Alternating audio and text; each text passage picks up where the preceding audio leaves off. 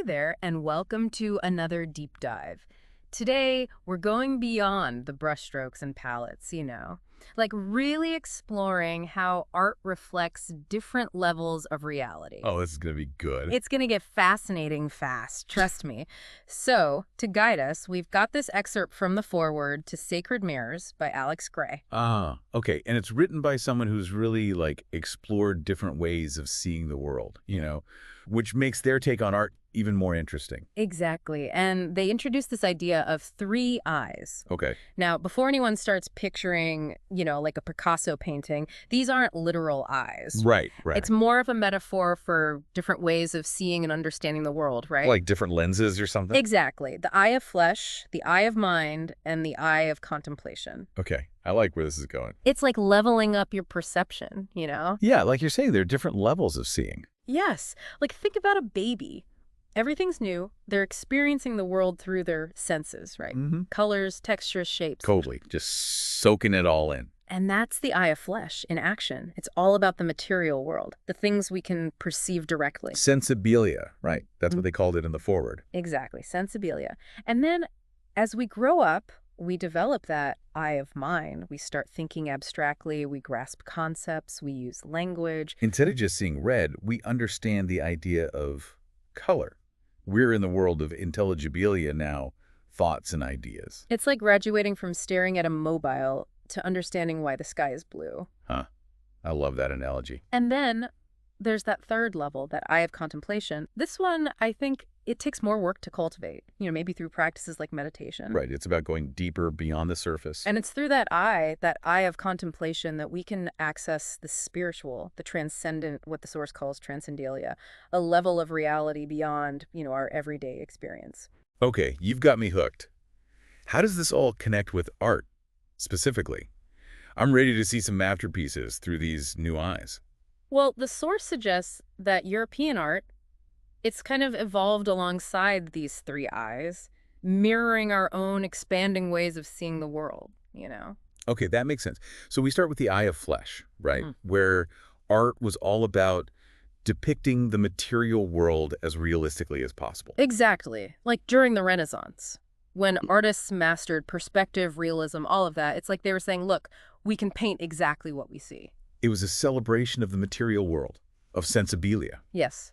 And artists like Da Vinci and Michelangelo, they were all about capturing the world as they saw it in perfect detail. But then we move into the modern era, and things start to shift a bit, right? This is where it gets really interesting for me. We're talking Kandinsky, right? Absolutely. Kandinsky's a perfect example.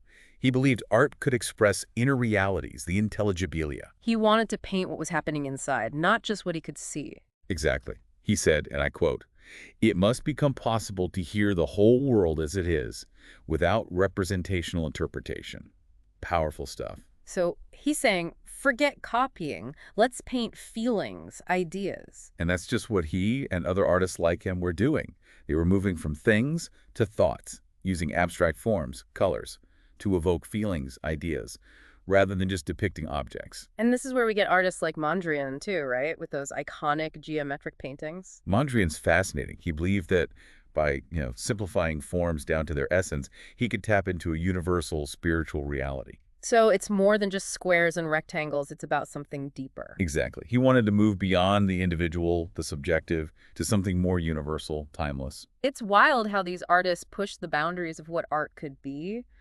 But, let's be honest, not everyone was on board with this whole abstract art thing, right? Oh, absolutely not. It was a huge departure from what people understood art to be. Many found it confusing, outrageous even. But that's often how it is with groundbreaking art. It challenges us to see the world in new ways. It's like, hold on, is this even art? But that's a conversation for later, right? Because we've gone from realism to abstraction, which makes you wonder, what comes next? That's where we get into the really interesting part, I think. Yeah. The search for spirit in art. This idea of transcendelia. Okay, yeah, hit me with it. How do you even capture something as, intangible as spirit in a physical art form? It seems almost impossible. Right. That's the million-dollar question. Yeah. And the Source actually makes an important distinction here between, the search for spirit and traditional religious art. Okay, I'm curious, what's the difference? Because I feel like I've seen a lot of art about spiritual things. So think about it. Religious art usually depicts, like Biblical stories, religious figures, things like that. Angels, saints, that kind of thing. Exactly.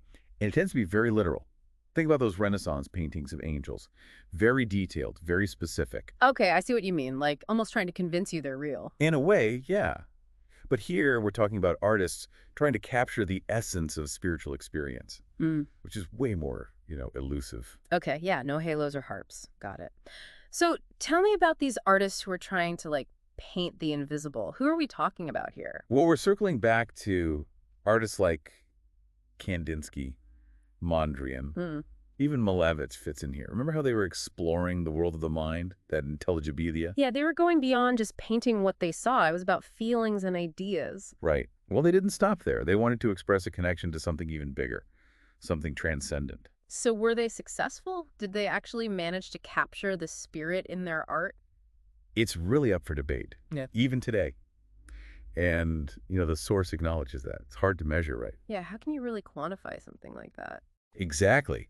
But it's their aspiration, that drive to go beyond, the physical and the mental Right. into that realm of the spiritual. That's what makes their work so powerful, even now. It's like they were stretching the very definition of art. And their work, it kind of paved the way for artists today who are still exploring these themes. Totally. And here's the thing. The source suggests they might have been missing a key ingredient, something that could have unlocked that spiritual dimension even more fully in their art. Okay, now you have to tell me. What was the missing ingredient? How do you get to that next level? The source points to contemplation. Contemplation.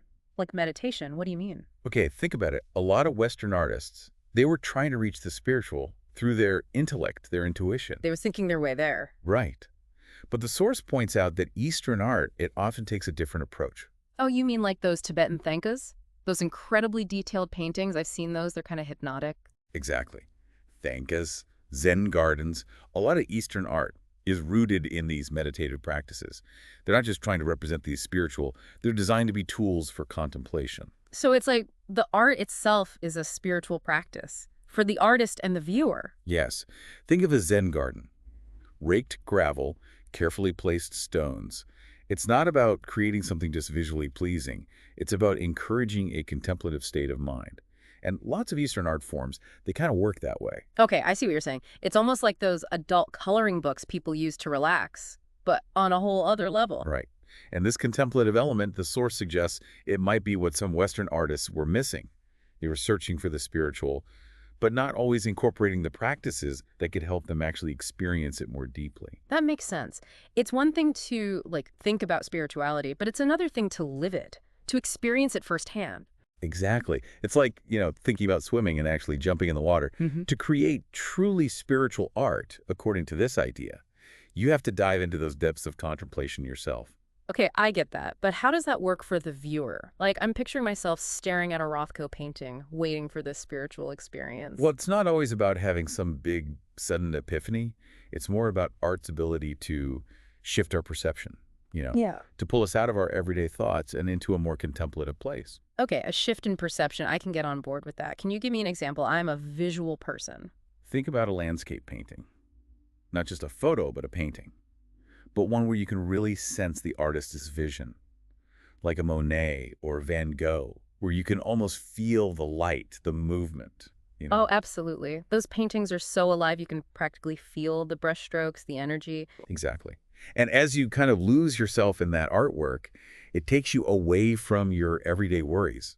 It's just you and that piece of art. Yeah. And you enter this space of pure appreciation, this connection with beauty, with the natural world, with the artist's vision. It's funny you mentioned Van Gogh because the source actually talks about him. Oh, really? What does it say?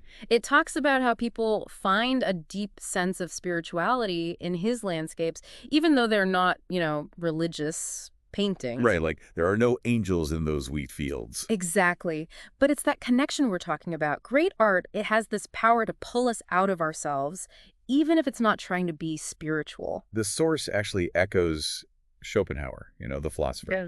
He said that all great art can pull us out of our own little egos and give us a taste of transcendence, even just for a moment. So it's not just about what you paint, it's about how you paint it. It's about tapping into that eye of contemplation, whether we realize it or not. Exactly. And that's what makes art so powerful. It bridges that gap between the material and the spiritual, the everyday and the transcendent. Wow, this is really making me rethink how I see art. It's about so much more than just what's on the canvas. It really makes you think, doesn't it?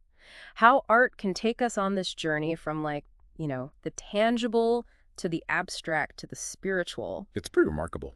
It really is. And it's got me thinking, like next time I'm at a museum, instead of just, wandering around, how can I actually put this into practice? How can I look at art through these three eyes, the eye of flesh, the eye of mind, and the eye of contemplation? Well, here's a little thought experiment for you and for our listeners. Next time you're looking at a piece of art, just ask yourself, which eye is it engaging? Okay, I like that. Is it keeping you on the surface? Like appreciating the colors, the technique, the beauty of it? That's the eye of flesh. Exactly. Or is it sparking your imagination, making you think about ideas, emotions, memories? That's your eye of mind in action. Okay, I'm following. Flesh, mind. And then, and this is the really interesting part, does it hint at something beyond, something bigger than itself? The eye of contemplation. Right. Does it evoke a sense of awe, wonder, peace, even a spiritual connection? I love that. It's like a treasure hunt, almost, searching for those deeper layers of meaning. And the best part is, there's no right or wrong answer. It's all about how that art speaks to you. This has been such an amazing deep dive, really thought-provoking. We've gone from different levels of reality to how art reflects our own evolution to the power of a single brushstroke. It really highlights how powerful art can be, how it can inspire us, challenge us, even transform us. It all starts with, like you said, opening ourselves up to these different ways of seeing. Exactly. So to our listeners out there, next time you encounter a work of art, don't just look at it, really see it with all three eyes wide open. And let us know what you find. You might be surprised. And that's a wrap on another deep dive. Until next time, keep those minds curious and those conversations flowing.